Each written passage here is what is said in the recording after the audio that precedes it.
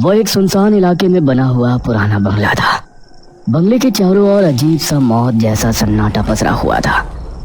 एक 25 वर्षीय युवक कमरे के अंदर गोल घेरा बनाए बैठा हुआ कुछ बड़बड़ा रहा था। कमरे में 0 वॉट का बल्ब जल रहा था और चारों ओर फर्श पर तंत्र मंत्र के सामान बिखरे हुए थे। उस युवक की हालत बहुत ही गंदी थी। अचानक उसके कानों में बंगले की डोरबेल की आवाज बढ़ी। उसने अचानक अपनी आंखें खोल दी।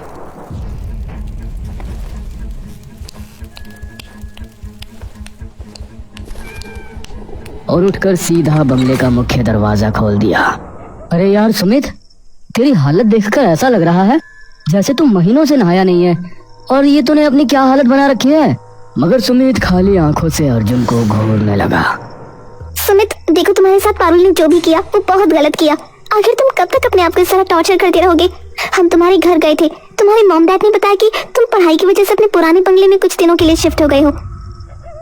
लेकिन तुम्हारी हालत देखकर लग रहा है तुम पढ़ाई नहीं बल्कि यहाँ पर कुछ और ही कर रहे हो। सुमित कुछ देर उन दोनों को घूरता रहा और अचानक जोर से दरवाजा बंद कर लिया। अर्जुन और नैना एक दूसरे की ओर देखने लगे। मुझे लगता है कि हमें सुमित को कुछ और वक्त देना चाहिए। पागल हो गए तुम? उसकी हालत नहीं देख रहे? ऐसा लग रहा है जैसे उसकी मानसिक स्थिति ठीक नहीं है। मुझे लगता है कि हमें उसके घर वालों को इन्फॉर्म कर देना चाहिए। शायद तुम ठीक कह रही हो। चलो चलते हैं। अर्जुन नैना के साथ वहां से चला गया। इधर सुमित दोबारा उस कमरे में आकर बैठ गया। वो एक टेबल के पास गया और एक लड़की की तस्वीर उठाई। अचानक उस तस्वीर को देखकर उसकी आंखों में नफरत के भाव झलकने लगे। तुम चाहे कितने भी अमीर बाप की औलाद क्यों ना हो पारुल, लेकिन तुम्हें मेरे साथ किए गए धोखे की सजा भुगतनी ही होगी।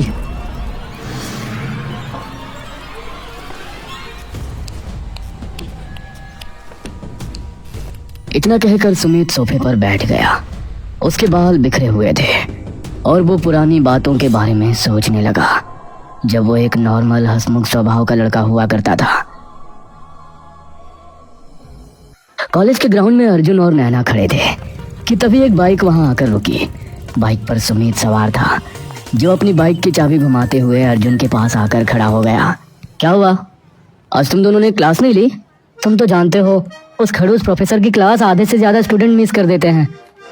और हम ये भी जानते हैं कि तुम उसी क्लास को मिस करने के लिए कॉलेज लेट आई हो। नैना की बात सुनकर सुमित हंस पड़ा। नहीं, आज वजह कुछ और है। आज मैं टाइम पर आ रहा था, लेकिन मार्केट में अचानक मुझे पारुल दिख गई तो मैं उसे निहारने लगा। सुमित, तुम क्यों नहीं समझते कि पारुल एक बहुत बड़े बिजनेसमैन टाइकून की इकलौती बेटी है। वो तुम्हें तो क्या, कॉलेज के किसी भी लड़के को घास नहीं डालती। यहाँ तक कि ये कॉलेज भी उसके बाप का है, तो वहां से तुम्हें लिफ्ट नहीं मिलने वाली। तुम अपना टाइम वेस्ट कर रहे हो। ये सुनकर सुमित मुस्कुराया और अपनी जेब से एक कार्ड निकाल कर दिखाया। ये इनविटेशन कार्ड है। तरुण ने अपने घर पर एक छोटी सी पार्टी रखी है, उसमें पारुल को भी इनवाइट किया है। पारुल वहां पर आएगी और मैं तरुण के घर पर ही पारुल को अपने दिल की बात बता दूंगा। ये सुनकर नैना चौंक गई। लेकिन तरुण तो हमारे ग्रुप का नहीं है। जानता हूँ, लेकिन जैसे ही मुझे पता लगा कि तरुण अपने घर पर छोटी सी पार्टी रखा है और उसमें पारुल को भी इनवाइट किया है, मैंने उससे दोस्ती कर ली अपने नोट्स देकर, और साथ ही ये भी कह दिया कि पार्टी में मेरे साथ मेरे दोस्त नैना और अर्जुन भी आएंगे। अर्जुन हंस पड़ा। तो कभी नहीं सुधरेगा। अगली रात तरुण के बंगले में उसके सारे दोस्त जमा थे। वहां पारुल भी मौजूद थी और सब डांस कर रहे थे।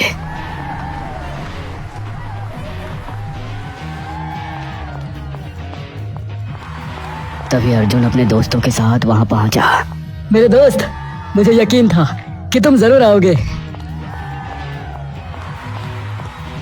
लिसन माय ऑल फ्रेंड्स, ये है मेरे नए दोस्त सुमित, जिसने मुझे एग्जाम के लिए अपने सारे नोट्स दिए हैं। अब एंजॉय द पार्टी।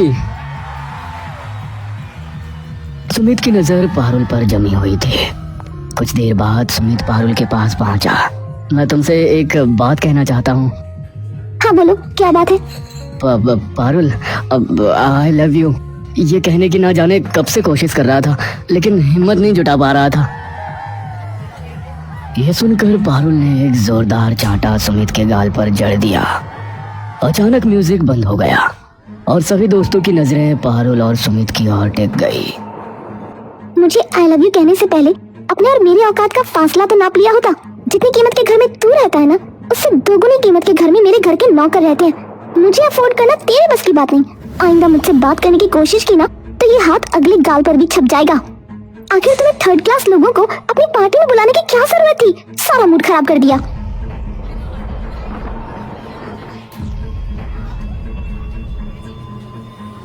तरुण गुस्से से सुमित की ओर देखने लगा। सुमित को अपनी बहुत ज्यादा इंसल्ट महसूस हुई और वो गुस्से से तरुण के घर से बाहर निकल गया। पीछे पीछे अर्जुन और नैना भी आ गए।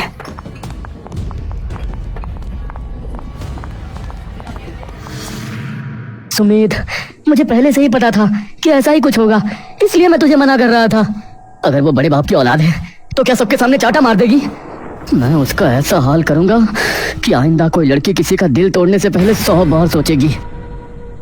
तो पागल हो गया है? वो सच में एक बिजनेस टाइकून की बेटी है तो उसका कुछ नहीं बिगाड़ सकता। अरे इस स्टेट का चीफ मिनिस्टर भी उसके फादर से मिलने के लिए अपॉइंटमेंट लेकर आता है। मगर सुमित ने उनकी बात का कोई जवाब नहीं दिया और अपने घर लौट आया। उस दिन से सुमित ने कॉलेज जाना बंद कर दिया और सबसे मिलना जुलना, यहाँ तक कि फोन उठाना भी बंद कर दिया। उसके दिमाग में दिन रात एक ही बात चल रही थी, पारुल से थप्पड़ का बदला। एक दिन सुमित लैपटॉप में कुछ देख रहा था कि तभी उसकी नजर एक वीडियो पर पड़ी, कर्ण पिशाचनी। सुमित ने तुरंत वो वीडियो ओपन किया और कर्ण पिशाचनी के बारे में गौर से सुनने लगा। कर्ण पिशाचनी को जिसने सिद्ध कर लिया वो अपने मन की सारी इच्छाएं पूरी कर सकता है। कर्ण पिशाचनी केवल सिद्ध करने वालों को ही दिखाई देती है और उसकी हर इच्छा पूरी करती है, यहाँ तक कि वो आपकी जीवन संगिनी की तरह आपका साथ देगी, आपकी हर बात मानेगी। लेकिन इसे सिद्ध करना आसान नहीं है। पुष्कर घाट में सैकड़ों ऐसे अघोरी हैं जिनके पास कर्ण पिशाचनी सिद्ध करने की प्राचीन किताबें और गुप्त ज्ञान है। यह सुनकर सुमित के दिमाग में एक नई योजना आ गई। उसने तुरंत अपना लैपटॉप बंद किया।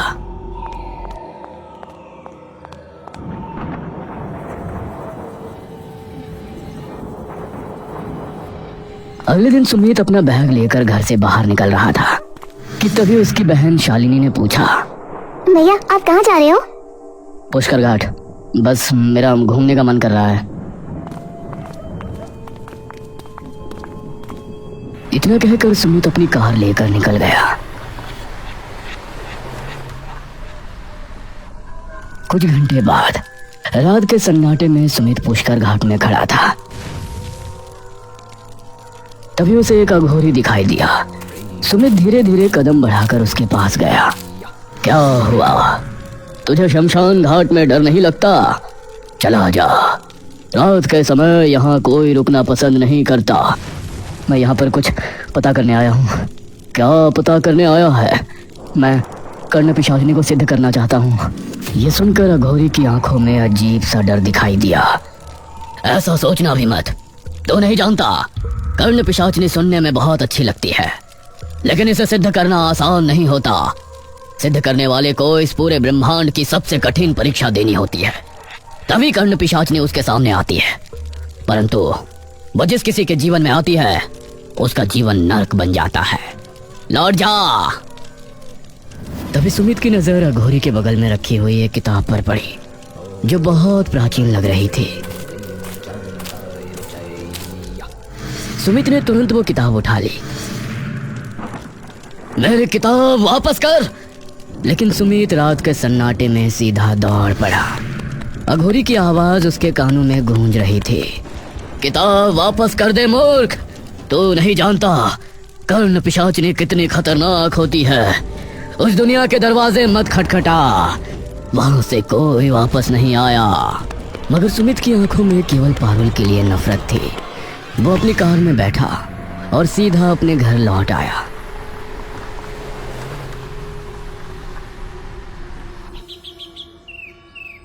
अगले दिन सुमित अपना बैग लेकर फिर निकल रहा था कि तभी उसके पिता ने पूछा, तुम कहाँ जा रहे हो?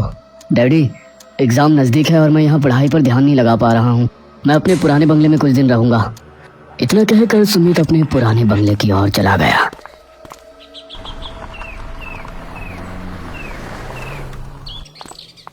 सुमित पुराने बंगले में पहुंच गया। उसके हाथ में एक प्राचीन किताब थी।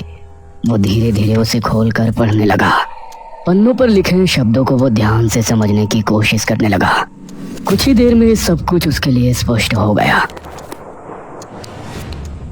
सुमित कमरे में गया, जमीन पर गोल घेरा बनाया और आंखें बंद कर तंत्र मंत्र जैसा जाप करने लगा। यह कर्ण पिशाचनी की सिद्धि की क्रिया थी। 2 रात बीत चुकी थी। भूख और प्यास से सुमित के होठ सूख चुके थे, लेकिन उसने क्रिया नहीं तोड़ी थी। आज कर्ण पिशाचनी की सिद्धि का अंतिम दिन था। 10 दिनों से लगातार भूखा प्यासा रहने और कड़ी तपस्या के कारण उसकी हालत दयनीय और डरावनी हो चुकी थी। उसके कपड़ों से भयानक बदबू आ रही थी। सुमित की नजर जब घड़ी पर पड़ी, रात के 11 बजे थे।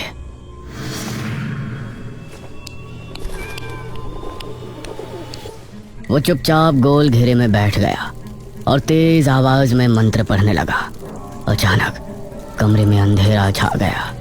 तभी कमरे में एक सफेद रोशनी से एक खूबसूरत सी औरत बाहर आई।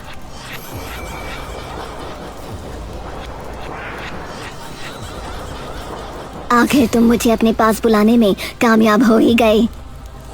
सुमित उसकी सुंदरता देखकर हैरान रह गया। अब से मैं तुम्हारी हूँ, लेकिन तुम्हें कुछ शर्तों का पालन करना पड़ेगा। कैसी शर्त? याद रखना, तुमने मुझे सिद्ध किया है। मैं तुम्हारी हर बात मानूंगी, तुम्हें हर सुख दूंगी, यहाँ तक कि पत्नी का सुख भी।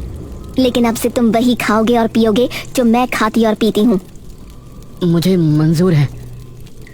ठीक है, लेकिन बदले में हर रात तुम्हें मुझे किसी की आहुति देनी होगी। उसकी सुंदरता में अंधा होकर सुमित भूल गया कि वो क्या कर रहा है।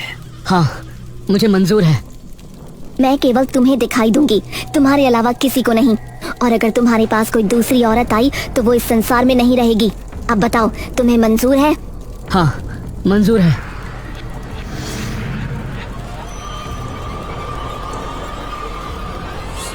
कर्ण पिशाचिनी अचानक उसके गले लग गई। सुमित के मन में अजीब सा तूफान उठने लगा, लेकिन उसने खुद को संभाल लिया। क्या हुआ? क्या तुम मुझे नहीं चाहते? चाहता हूँ, पर उससे पहले तुम्हें मेरे लिए कुछ करना पड़ेगा। क्या?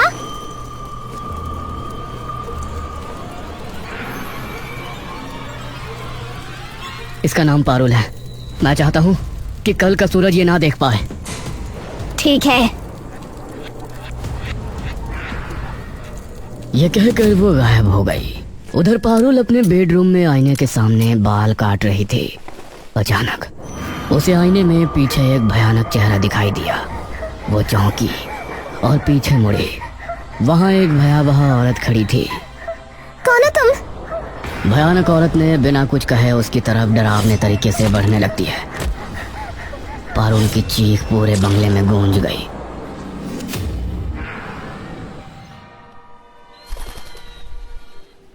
लगातार 11 रातों से जागते जागते थका हुआ सुमित गहरी नींद में था। तभी एक मधुर आवाज उसके कानों में पड़ी। उठो सुमित। सुमित ने आंखें खोली। वो उसके सामने बैठी थी। तुम्हें पता है, पारुल अब इस दुनिया में नहीं है। सुमित ने तुरंत टीवी ऑन कर दिया। Breaking news! इस शहर के मशहूर बिजनेस टाइकून की इकलौती बेटी पारुल अब नहीं रही। सुमित ने टीवी बंद किया और कर्ण पिशाचनी की ओर देखकर मुस्कुराया। वो उसके करीब आई और लिपट गई और सुमित उसकी आगोश में पूरी तरह से खो गया। कुछ देर बाद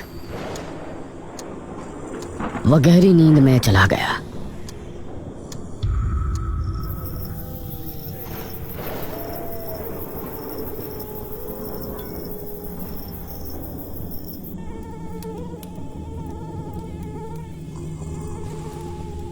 सुमित उठकर पागलों की तरह इधर उधर देखने लगा। कमरे में हर तरफ सन्नाटा था और उसके कानों में वही डरावनी मोहक आवाज गूंजी।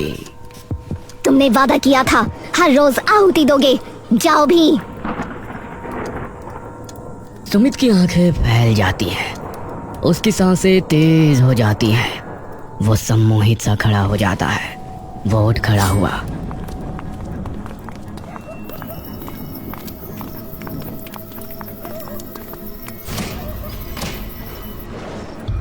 कौन है?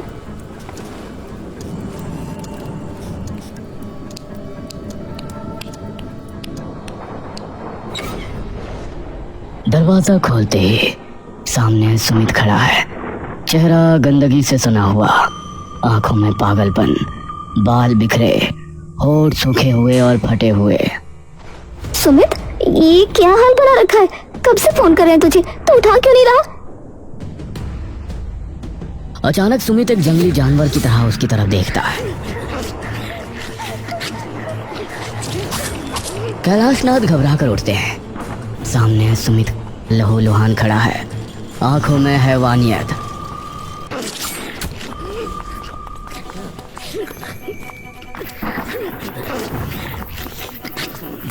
सुमित एक बैग लेकर कमरे में आता है, उसे बेड पर फेंक देता है। धीरे धीरे एक सुंदर स्त्री प्रकट होती है, वही कर्ण पिशाचिनी।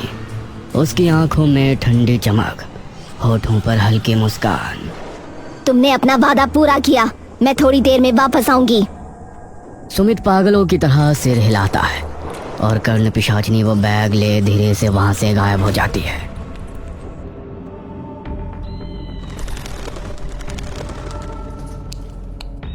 अगली सुबह शालिनी कमरे में घुसती है और सामने का मंजर देखकर वो चीख पड़ती है।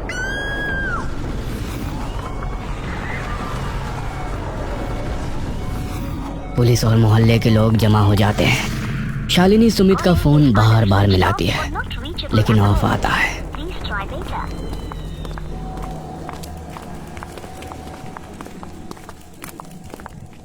ये सब कैसे हुआ?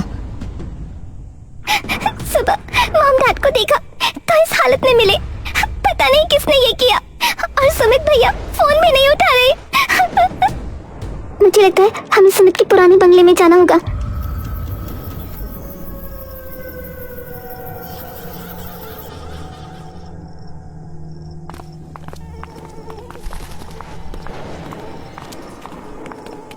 ये कैसी बदबू है? पता नहीं।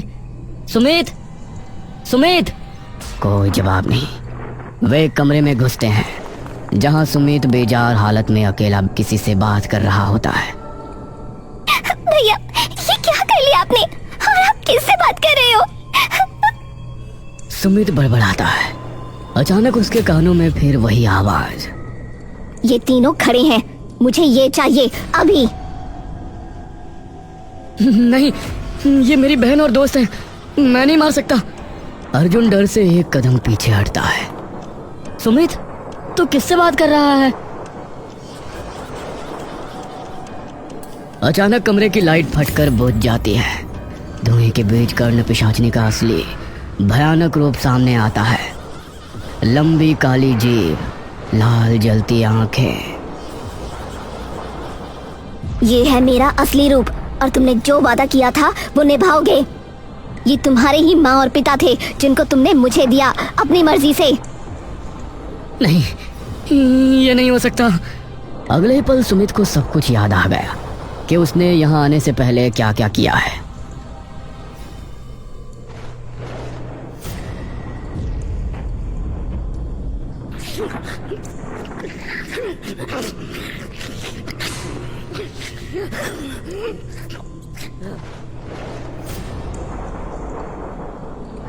हाँ, ऐसा ही हुआ है। सुमित की आंखों से आंसू बहने लगे। ये क्या कर दिया मैंने? कर्ण पिशाचिनी जिसकी जिंदगी में आ जाती है, उसके जीवन में सिर्फ उसका आदेश चलता है। आदेश का पालन करो। अगले ही पल सुमित फिर से सम्मोहित अवस्था में आ गया।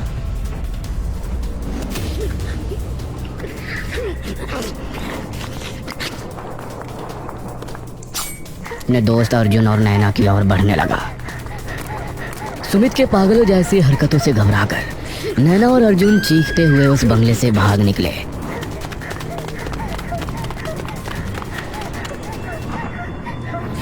वे चिल्लाते हुए घने जंगल की ओर दौड़े। वे जंगल में एक बड़े पेड़ के पीछे छिप गए। सांसों की आवाज एकदम दबाने लगे। तभी दूर से उनके सामने एक लंबा झाड़ झंखाड़ों से ढका हुआ व्यक्ति आता दिखा। वह वही अघोरी था जिससे सुमित कर्ण पिशाचनी की प्राचीन किताब चुराकर भागा था। तुम दोनों यहाँ क्या कर रहे हो? इस वक्त जंगल में इतनी डर के साथ अर्जुन कांपते हुए सब कुछ अघोरी को बताता है। समझ गया। इतना बोलकर अघोरी ने गंभीर होकर उनके पास एक माला निकाली। यह माला तुम्हारे जीवन की रक्षा करेगी। फिलहाल इस शहर को छोड़ दें। हम ऐसा करेंगे।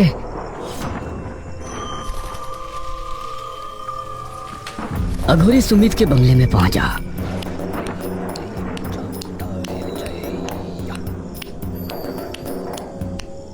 और एक भयावह दृश्य देखा। सुमित का शरीर सूखा, बेजान और उसकी आंखें लाल। सुमित, यह कर्ण पिशाचनी हर रोज तुम्हारी शरीर की रूह चूस रही है। वो तुम्हारी जीवन शक्ति को निगल रही है। मैं यह सब कुछ रोकना चाहता हूँ। तुझसे मैंने कहा था कि कर्ण पिशाचनी जिसकी जिंदगी में आ जाती है उसका जीवन नर्क हो जाता है। अघोरी ने लाल पाउडर से कमरे के फर्श पर एक विशाल यंत्र बना दिया। उसके चारों कोनों पर काले दिए जलाए जिनकी लौ नीली हो चुकी थी। वह तेज स्वर में मंत्र पढ़ने लगा। हर शब्द के साथ कमरा कांपने लगा। तभी दीवार से एक काली परछाई अलग हुई। उसका चमकता चेहरा, आंखें लाल, कर्ण पिशाचनी हवा में तैरते हुए अघोरी के सामने आ गई। अघोरी, सुमिता मेरा है। नहीं, तेरी प्यास ने उसे अधमरा कर दिया है। अब लौट जा। पिशाचनी ने कान फाड़ चीख मारी। कमरे की खिड़कियां फट पड़ी, दिए बुझने लगे। लेकिन अघोरी ने मंत्र और तेज कर दिए। पिशाचनी ने अपनी लंबी सांप जैसी जीभ अघोरी की ओर बढ़ाई, लेकिन त्रिशूल की नोक से टकराते ही वह पीछे हट गई। अचानक उसने झपटा मारा और अघोरी को अपनी पकड़ में जकड़ लिया।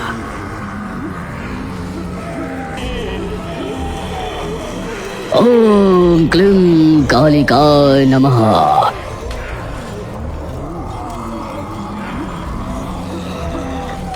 उसके शब्द बिजली की तरह गूंजे। पिशाचनी पीछे उछल गई, लेकिन उसकी आंखें और गुस्से से धधक गई। उसने सुमित की ओर हाथ बढ़ाया, पर यंत्र की लाल रेखाओं ने उसके हाथों को पीछे झटका दिया। तुम मुझे बांध नहीं सकते। बांधना नहीं, विदा करना है। अघोरी ने तांबे के पात्र में काला तेल डाला और उसमें लाल धागा जलाया।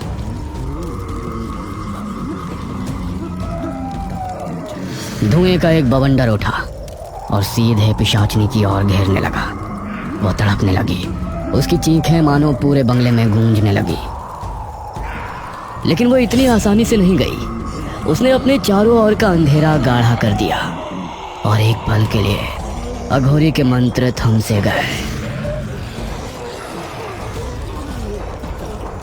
जैसे ही मंत्र गूंजा, यंत्र से उठी अग्नि ने पिशाचनी के पूरे अस्तित्व को धुंधला कर दिया और वो धुएं के भंवर में समा गई। कमरे में अब सिर्फ सन्नाटा था। अघोरी पसीने में भीगा पड़ा था, लेकिन उसकी आंखें शांत थी। सुमित रो रहा था। उसकी सांसें टूट टूट कर आ रही थी।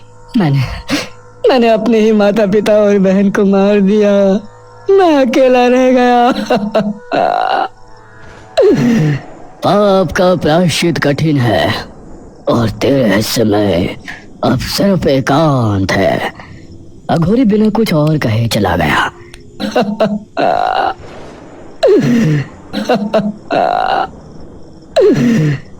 सुमित उसी अंधेरे बंगले में अकेला रह गया, जहां हर दीवार उसके गुनाहों की गवाही दे रही थी।